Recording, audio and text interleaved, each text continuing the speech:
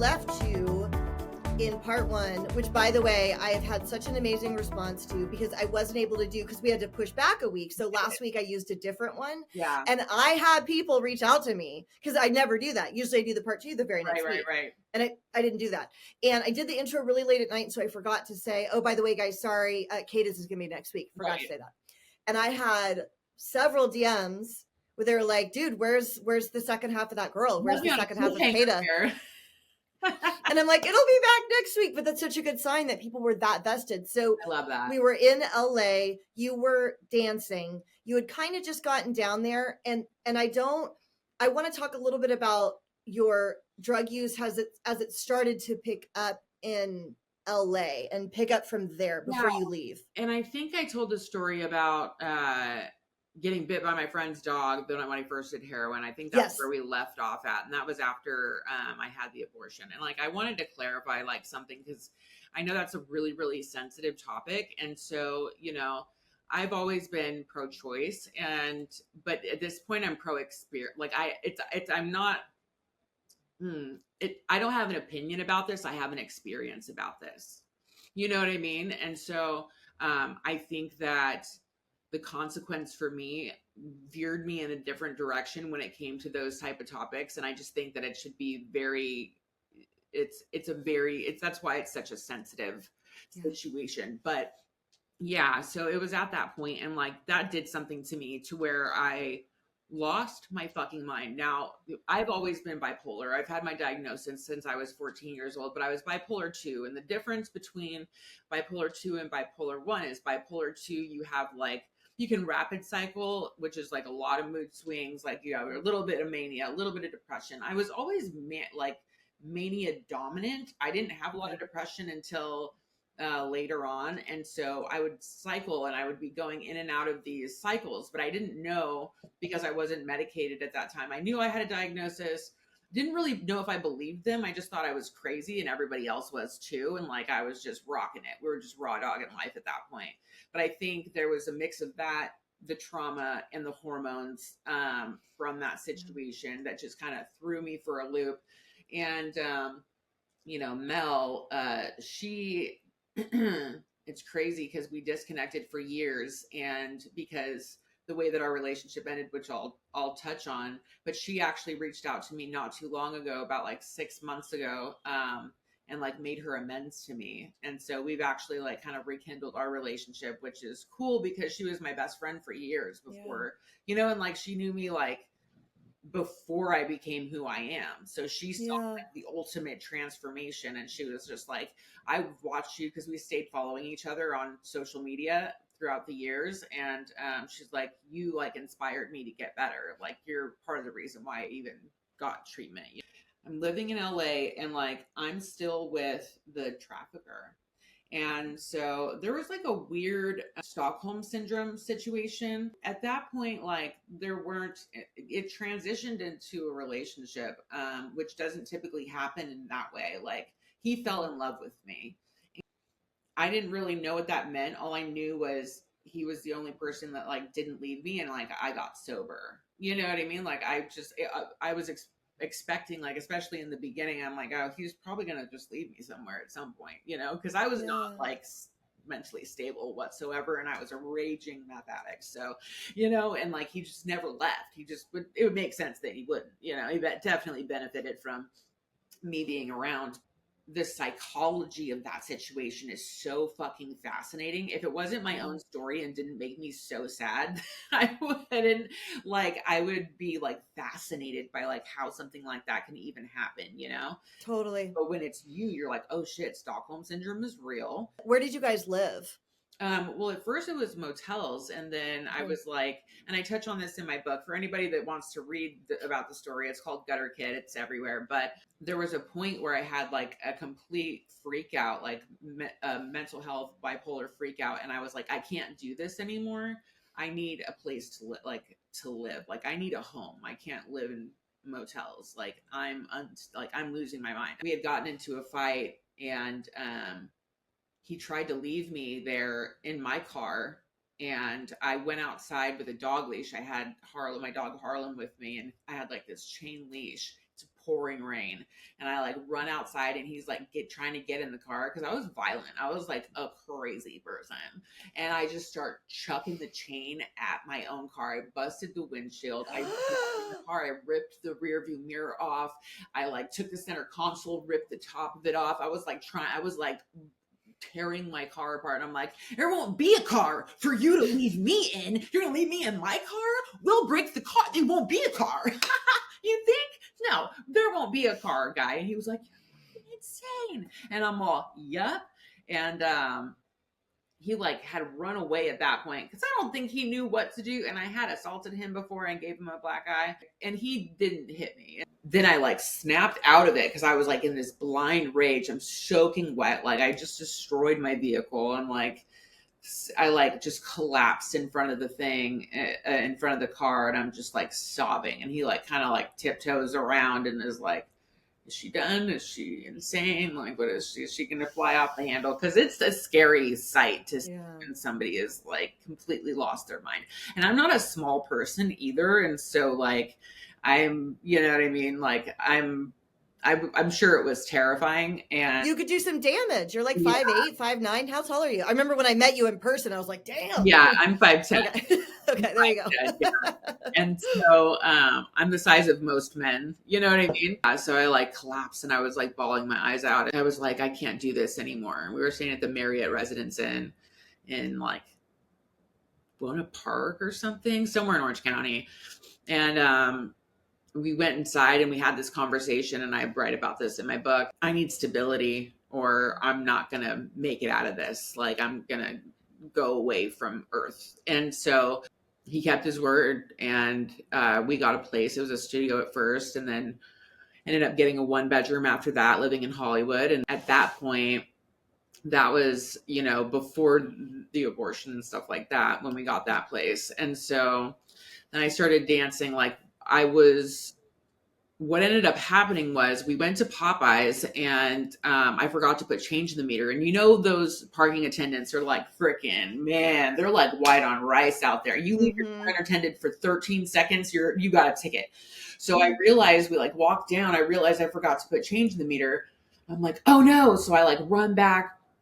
These two guys are staring at me, and one of them has like a notepad with him, and like, I'm like trying to pay the thing. And I was like, I almost was rude to these men because I'm like, what the fuck are they looking at? You know, like, stop staring at me.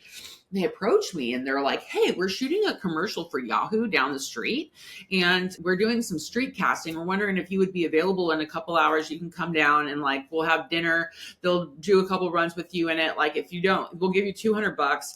If you don't make it in the commercial, then you get a little bit of money and free dinner. And if you do, you can make a lot of money, you know? And I was like, oh yeah. They're like, can you talk into this camera, say your name, your number, and just like give us some personality? And I was like, yeah, for sure. My name's Keta. My number is, you know, and the guy was with me too. And I made him do it too. And he like, we almost didn't do it because he like flipped out. He hadn't shaved. He was like being weird that day. And I was like, you haven't made any money.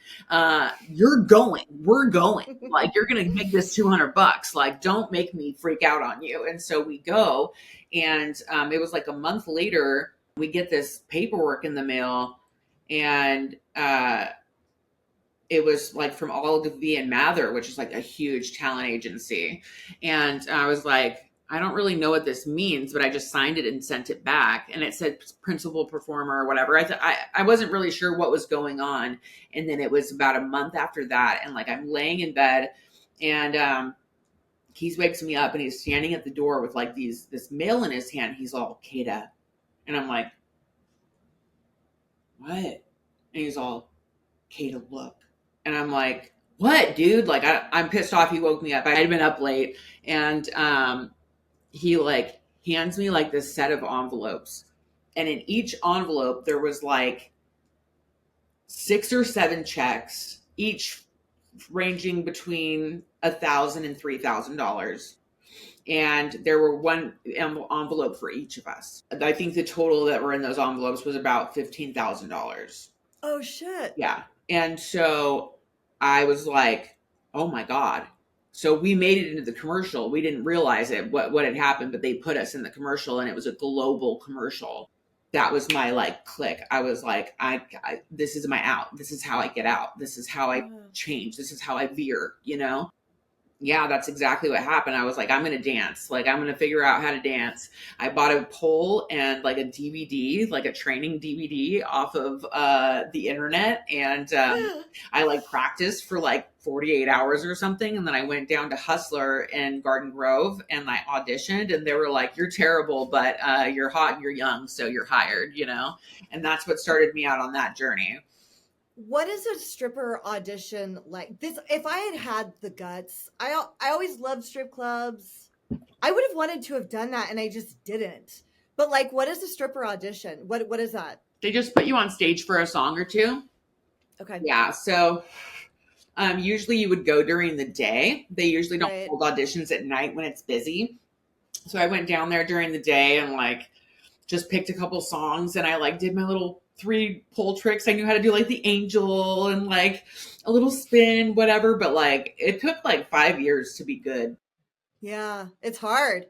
Yeah. It's very. Yeah, I took some classes, like, you know, it became like fitness at some point too, pole dancing. Yeah. And I took a couple of classes and I was really bad at it. It was very difficult. I remember one move was called the fireman, where you hook your foot backwards and then spin around. And I could kind of do that, but it was really hard to like pull yourself up. It was really difficult. Yeah. It takes a lot of upper body strength. I was kind of like built for it naturally. And I also just am incredibly stubborn and defiant. So if I want to learn something, I'm going to learn it. But you don't make the bulk of your money is from personality. So like you can be bad on stage and still make a shit ton of money. You know what I mean? So that's what started that out. And then I was like traveling back and forth. And time goes on, meet Mel. Things are getting bad with, like, I want to leave this situation. Like, I want to leave. I've tried to leave multiple times. There's like, he owned everything was in his name, even though I was paying for it. Like, he had trapped me in, and leaving meant giving up everything that I owned. And I don't know if anybody's ever been in that position, which a lot of like women leaving like domestic violence situations have been in, or, you know, it's happened to me multiple times in my life where I've had to make the choice to leave everything behind and like just go out and forge a new path. I was working at Fritz, and which is in Anaheim, actually. I meet this man, and he is like 20 years older than me and wants to be this knight in shining armor, you know? And so he like fell for me immediately, and I was using him like as a client, and he would be like, hang out with me. I'm like, I gotta work. And he would be like, well, I'll just pay you so you don't have to work. I'll just give you the money you would make at the club. And I'm like, all right, that works for me. It's less work for me. So we started hanging out a lot. It got to the point where like I fell in love with him, and but I'm still living with Keys, you know. And so, but that it's been done for so long, like I don't even want to be near him, you know what I mean? But I don't know how to I don't know how to leave, you know, like my feet are like cemented in.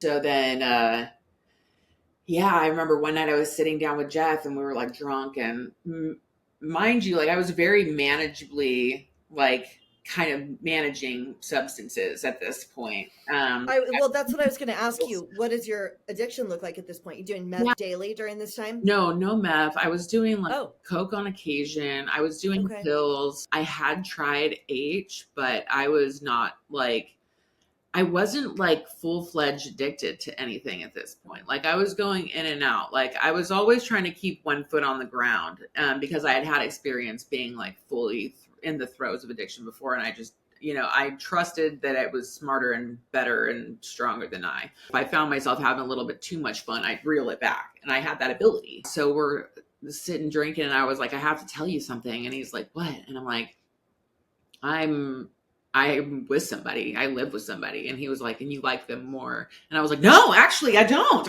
But we live together, you know, and I don't know what to do. And he was like, you'll move in here. And I'm like, I'll move in here. Let's move in. And so that's exactly what happened. And I moved in with him, and he was very, very well to do. And it was just like this whirlwind of like, he didn't want me to work or dance or anything. So I quit. And then like, he got very like possessive and like ownershipy, and we ended up getting married. And at that point I'm using H, like I'm getting it, but then doing it for a few days, always buying the Suboxone when I bought it.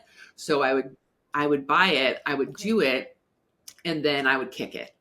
and I'd be clean for weeks, and then I'd buy it, I'd do it, I'd kick it, buy it, do it, kick it, buy it, do it, kick it. So I was kicking Wow. like at least once a month. I would do it for like a week, and then I remember I would always take it too early. I would always take the Suboxone too early, and I would be laying in the shower. I'd like had this routine where I'd go and I'd just like turn the shower on as hot as I could, and I'd lay in it in the fetal position and just wait for all of the stuff to sweat out of my body, and then I'd crawl in my bed and pray to God that I could pass out, and I'd wake up and I'd go to a fucking audition in San Antonio. I was still working in the music industry at this point.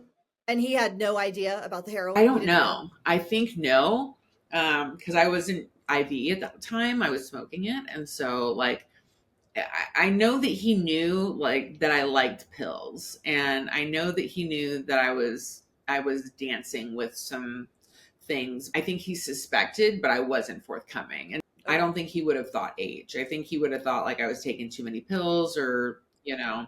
There was one time when we went to go visit my family, and I went and saw my childhood best friend, and we did meth together, and he knew that I was high, and like, but I didn't tell him, and he was like, "Hey, can you get some stuff?" And I was like, "We're visiting my family." No. Oh, it's probably good because I probably would have taken him down with me, you know what I mean? And so, but he got like really, he loved me. He just had his fears work themselves into being reality. Because I was young, and I had just escaped this situation. I wanted to be free, and I didn't want to feel trapped. And like he made me feel very trapped. And so I ended up getting an apartment in Hollywood, and I was like, we were still together and still married, but I was like pulling away and like spending more time in Hollywood, and like being away from him. My addiction was getting worse at this time. Dude, there's so many stories that go along with that. Like, got into a high-speed chase with him because he was cheating on me with some stripper, and like I stole his phone, and like I was driving like a SLK 55 AMG, and he had his Escalade, and I'm like trying to ditch him in traffic, and then like he shows up at my house, like, and he's like laying on the sofa trying to catch me cheat. I wasn't cheating on him though, so I was just with drugs. I was, you know, it was kind of like the same thing, but it got really toxic there at the end. And how old are you during this marriage? Yeah, 23, 24 was around that time. And he was 40, he was 19 years older than me. So he was 42. Yeah. And I was just like, I can't do this anymore. Like, he wanted to be with me, but there was this other girl that was making him feel, you know, wanted and needed and stuff. And we're married, and I'm like, just go be with her. Like, I can't give you what you want, and I don't want to hurt you. And so I ended up filing for an annulment, and going to court, and like his whole family was just like, she's gonna try to take everything from you, and da da da da da. And I was just like, just pay my court fees, and then we can part ways. Like, I don't want anything from you. I don't want to hurt you. And so he was actually like a little bit shocked, because when I tried to leave him, he was like, "Oh, you were just with me for the money and this and that." I'm like, "No, you dumb fuck. I loved you, and like, this just, I can't do this anymore." Did they grant the annulment? Did you get it annulled? Yeah. What did you say to get it annulled? Because he lied to me and told me that he was divorced when he wasn't. And so in California, you have to be divorced for 6 months in order to get remarried. And so we ended up getting married before that period was. So I was married to him, but he wasn't married to me. Okay. So that can happen. That's the weirdest thing in the world, right? Yeah, totally. Okay. So I'm married, he's not married. And then there's infidelity, and there's all types of different, just, you know, we're not seeing eye to eye. And I got a lawyer, and we met at court, and it was one time, you know, and like, I guess the lawyers were talking, and like, they were like, she wants 30 grand. And I was like, I don't actually, I want them to pay my lawyer's fees, and I want to keep the things that I have, and we'll call it a day. I'll move out of the apartment. I'll get my own place, like whatever the case is. And we'll you know, close the book on it. And so that's what we did. And oh man, at that point, my addiction just like took on a life of its own, because I didn't have a partner at this time. There was nobody to regulate me, because my partners would always regulate me. Like, they would be like, no, that's enough, you know? And so at this point, I didn't want to be with anybody. I just, you know, I was like, I want to be free. I want to do drugs and I want to party and I want to be young and do whatever I want. I was living in Hollywood, and it gradually, it just kept getting worse and worse. And then I finally went to IB. Okay. It probably took like 6 months to a year to get to that point. But the moment that I did that, like, all bets were off. You know what I mean? Like, it was a firm switch into hell. I had gone to go get a bag, and my dealer was like, "Hey, I need to make a drop. Will you give me a ride?" And I was like, "Yeah, for sure." And so he was like, "I'll give you $20 in a bag." And I'm like, "You got it, sir." I hadn't danced in a while because I was getting too high, and so money was drying up for me as well. I take him, and we're like on the freeway, and they're calling, and they're like, "Hey, where are you at?" And he's like, "We're on the freeway, da da da da." And they're like, "What are you driving?" He's like, "A silver Audi TT." And I was like, no, I don't like that. Why are they asking what we're driving? What's going on? And he was like, "Stop, be cool. Like, don't fucking be a burn." Like, and I'm like, something's telling me this is wrong. So we get to, it was a Burger King. We pull up. I was like, "I'm going to go do a shot in the bathroom." And he's like, no, just wait until we're done. And I'm like, "Oh my fucking God, fine." Because I hadn't done anything. And I had like a gram like stuck to my boob inside my shirt. And it was like melted to me. Yeah. And, I had a half a shot of a wash in my center console. And so he gets a call, and he was like, "Oh, they want us to meet them at the Shell." And I was like, "For what? Like, what? Why are we going to a second location?" And my dumbass, I pull out. They did that to make sure that they had the right target. And I pull out, and we're just fucking swarmed by police. Oh no. By police. And I pull right over because I'd already gotten into like a little, high-speed chase before that, and I knew I wasn't going to get away. And I pull over, they rip him out of the car, they have guns to my head, and like I'm driving a stick shift, and so like I'm freaking shaking, like it just so bad. And they're like, "You're moving a lot for somebody with a gun to their head." And I was like, "I gotta put you're gotta get out." And I was like, "I gotta put my emergency brake on, like my car will roll, this is a fucking stick shift, like can I put my e-brake on?" They're like, "No." And I'm like, "Okay, well then I don't know what you want me to do. I have to keep my foot on the brake." Like I'm like just it was like Hawaii 5-0. Like I had never had a situation like this before. There's guns in my face, cops everywhere. He's getting slammed up against the thing. They're like, "He has drugs on him." I was like, "How do you know?" Like just playing the dumb bitch role as the best I could, because that was my only shot at getting out of there. They're like, "We found him." And I'm like, "Oh, well, I don't know. He gave me money to give him a ride, They actually believed me, and then they searched my car and found the wash. Right. And they're like, "You're going in too." And I'm like, "Fuck."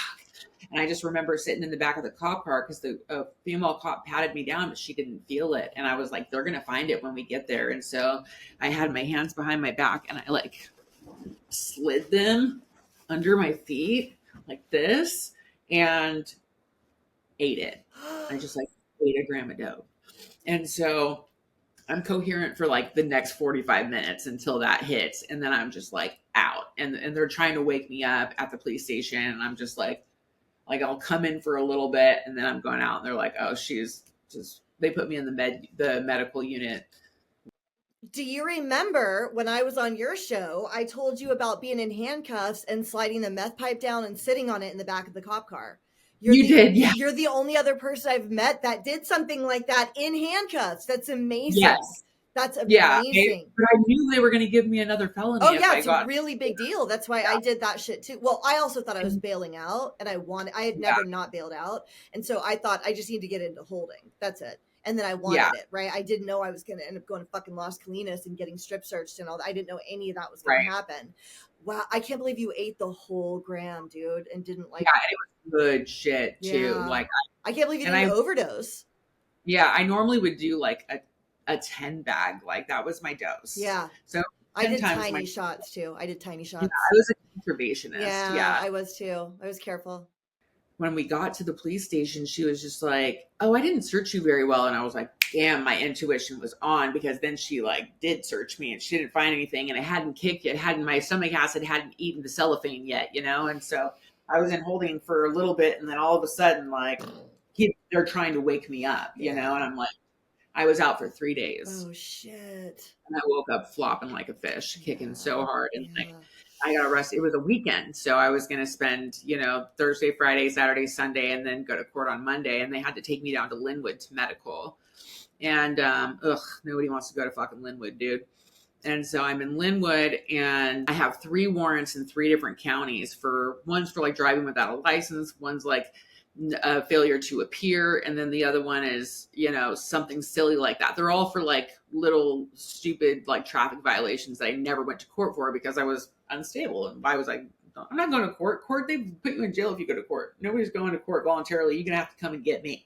And that was my rule of thumb, in those days.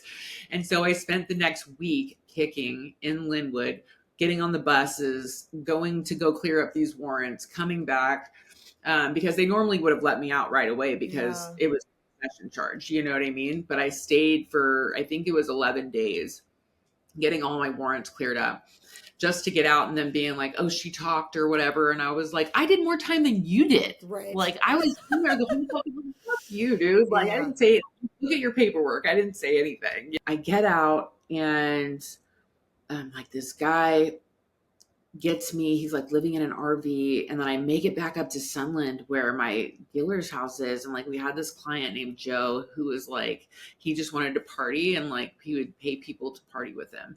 This guy was like, hey, do you want to make some money? And I was like, sure. And so, and this was something that I did often was like do parties where, people would just give you money to be present and, maybe wear a bikini or something, you know what I mean? Like this is a real thing that happens, like stripper, like not a bachelor party, but kind of like that. And people just want like hot, entertaining women. So you're just there. You're just there hanging out. Okay. Mm-hmm.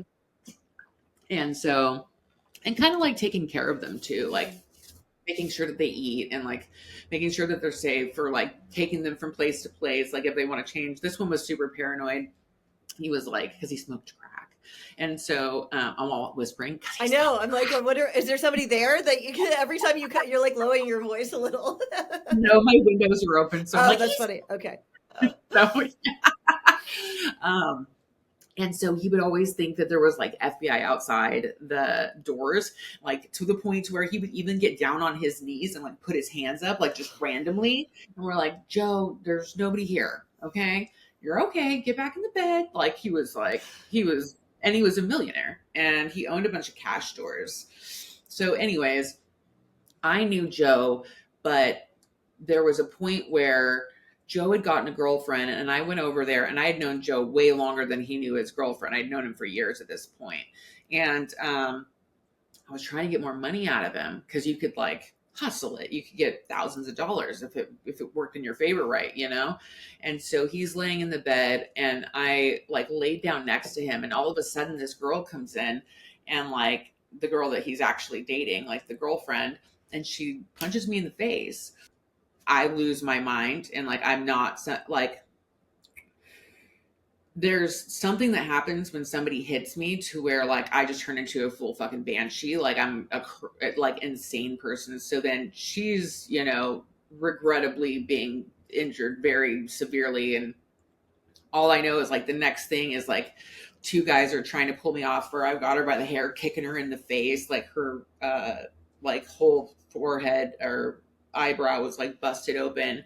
They finally ripped me off of her. Like she runs and hides in the bathroom and like I was like, give me my money, I want to go. And so he gave me the money. I leave. I hadn't seen Joe since that situation. So we show up at the place and it's empty. They're gone. And so we're like using this hotel room and like the card on file. We're like ordering Dom Perignon and like going to the pool and like just hanging out and stuff until they catch us. And so finally they catch us and they're like, okay, no more, you're cut off. We leave. I'm like, you guys can just drop me off in Hollywood. My friend is having a show tonight. I'm going to, go to the show. And I'm on Suboxone. Okay. I'm trying not to, but I did do a little bit of meth, I think. I don't know. I'm trying not to do heroin because I just kicked. You know what I mean? We're going through a light. He tries to make a yellow and somebody turns right in front of him. He T-bones this person. The next car is going up the lane at like 50, 60 miles an hour, trying to make a light, and smashes in my door.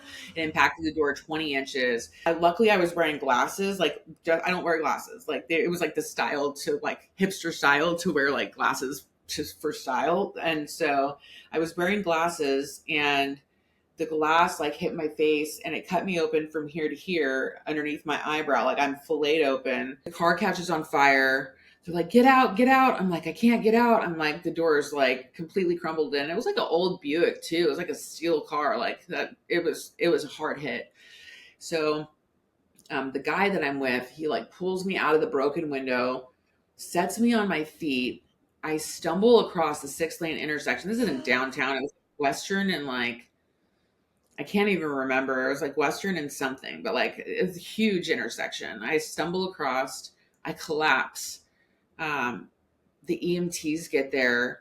I'm like, my back, my back, my back. They're trying to put an IV in. They can't find a vein on me. They get me, to Cedar Sinai, and I'm like, my back. They're like, you have 2 broken hips. Like, there's nothing wrong with your back. And I was like, there's something wrong with my fucking back. Give me something. They're like, we've given you 6 shots of fentanyl. I was on Suboxone, so it was blocking everything. No. Every single fucking thing, dude. Like, the naloxone was in my brain already, locked on. So I was getting, and then like I would pass out. Like, I couldn't feel any of the pain medication, and then I would just like fall out from the pain. And then I hear them because they're thinking like, I'm just trying to get drugs or something. And then I hear them in the next room. They're like, oh my God, she has a fractured L2 in her back. I was like, I fucking told you. I was not like a nice, like pleasant human being at that point in my life. I'm like, fucking told you. And they're like, well, you're going to have surgery. And I'm like, no, I'm not having surgery. And I was like, there's nothing else you can do. And they're like, well, you can do a standing test to see if like you have a stable fracture, but you have 2 broken hips. So I was like, fuck it, I'll do it. Cause he kept me NPO for 3 days and I wanted food. Like, that's the only reason why I was able to get up. And they took me in to go do the standing x-ray. I like was on a walker on 2 broken hips and a broken back. And I stood there while they did my x-ray because I had already done the MRI and stuff, but I had to stand so that they could see like if the ligaments and everything were holding everything in a stable position, and they were. Oh my God. So they're like, okay, you don't have to have surgery. All I had ever known was people that had back surgeries and just fucked up for the rest of their life. And I was just like, no. And I've had a full leg reconstruction. We talked about that on the last episode. And I was just like, I don't want any more surgeries. No. So thank God I advocated for myself. I don't know who an angel, maybe it was my higher self, came down and was like, don't let them do that, like, because I was so adamantly against it.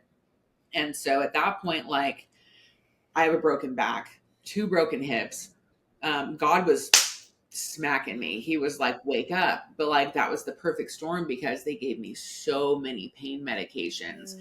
My mom and my stepdad came up. My car's in the impound from getting towed from that situation. We get my car out of the impound. They take me up north to get better, and like, I'm back in my old stomping grounds where my addiction started to begin with. Wow. And I just ran, dude. I ran amok. As soon as I could walk, I was running amok in that town. Like, we stole a house. Like, we were squatting in this house, turned on the power. Like, one of my charges is, a utility theft because the power got shut off, so we rewired the box so that we had light. And so, that's like the best tweaker hijinks ever, dude. It is, yeah. And so meth here or meth and heroin when you get there?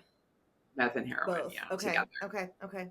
And so luckily I'm getting all these pills. I'm doctoring at this point, so I'm selling pills. I always had like a hustle, you know what I mean? I get caught double doctoring. I don't get any charges, but they all cut me off, and that's when it like went bad. And so I'm like staying at the house one night, and then the door opens and the police are there. And dude, I tried to I was wearing like a onesie and like a jumper, like a tube top onesie. And like the cop walked in and I tried to take it off and get naked so he couldn't touch me. And he's like, put your clothes on. I'm all, fuck, that didn't work. And so they arrest me. And I like tried to faint and pretend like I was fainting. They're like, get up. And like, they didn't fall for any of my tricks, man. And so they take me and like, here's the thing. Remember I told you I got arrested a lot when I was a kid? There was this cop named Buscus, and he hated me because when I was 10, we had run away, and we were at like a Circle K, me and my sister Jamie and our friend Vivian, and we were runaways. And so we saw the cop and we ran. Well, I ran, and I ran across the street, and I climbed up a tree, and I was hiding inside the fucking tree. And he like ran down the street. He was a rookie at the time. He like ran down the street, and then he came back, and like they had to bring out like 4 squad cars looking for me. And then the chief finally found me in the tree like 45 minutes later, right? So he looked like a fucking idiot. So he hated me. And so I remember the first time he arrested me and took me to juvenile hall, I was like, I've been waiting for this day. I'm like 11 years old. Like, he was a piece of shit. But that day when I got arrested, he showed up and he was the chief at that point. And he was like, Katie Coons. And he had this look on his face like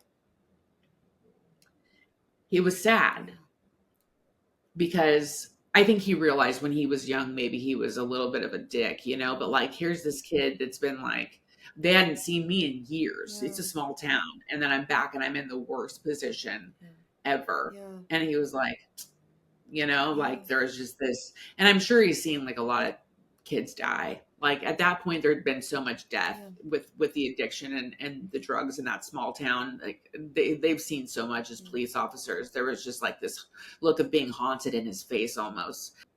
I was not happy to see him. I'm all, fuck, you know? And they take me in. And before that, remember I had that trafficking situation that was going on. I was getting away with not going to court because I had doctor's notes because I broke my back and I was up north and whatever. But when I got really bad in my addiction, that all stopped. So now I had a warrant out for my arrest in LA County, and they were going to extradite.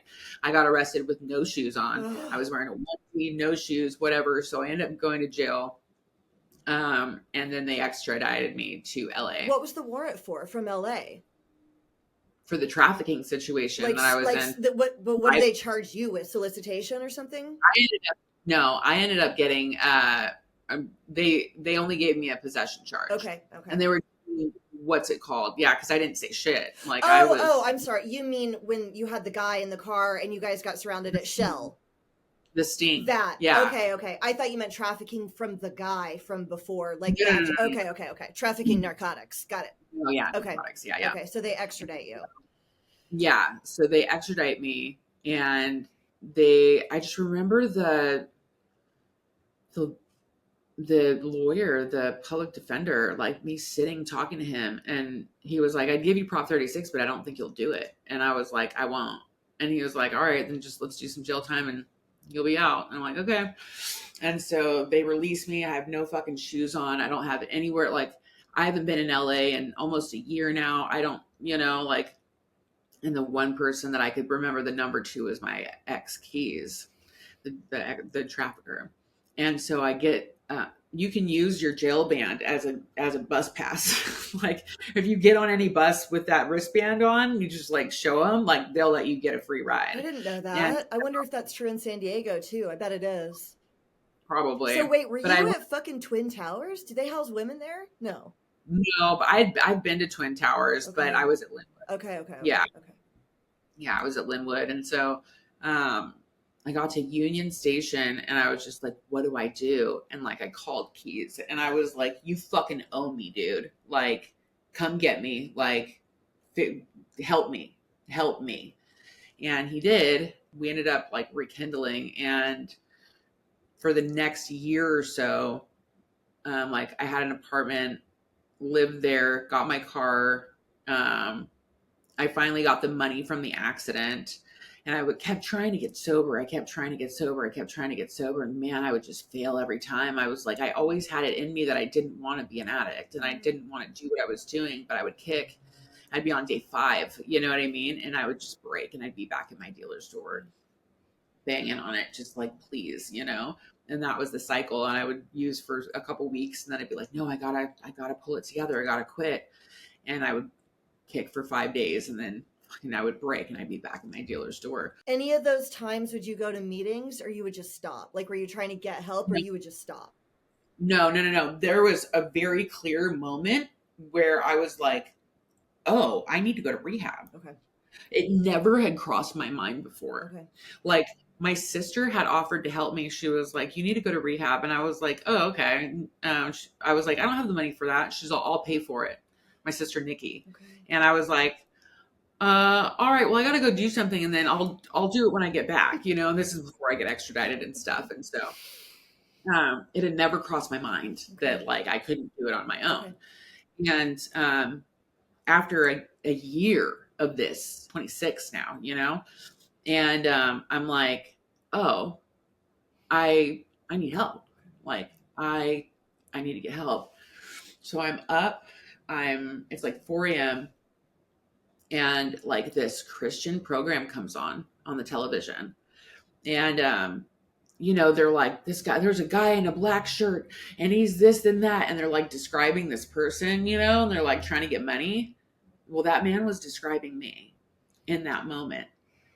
And I was like, the veil was so fucking thin in that, like, God was trying to get my attention. He was like, I need you to get a check for $43 and send it to this address and write in the corner your seed, what seed you're sowing. And like, I got it in my mind because at that point I had called every treatment center that I could find the number to, and I didn't have insurance, and they all hung up in my face. Like they would, like nobody would fucking help me.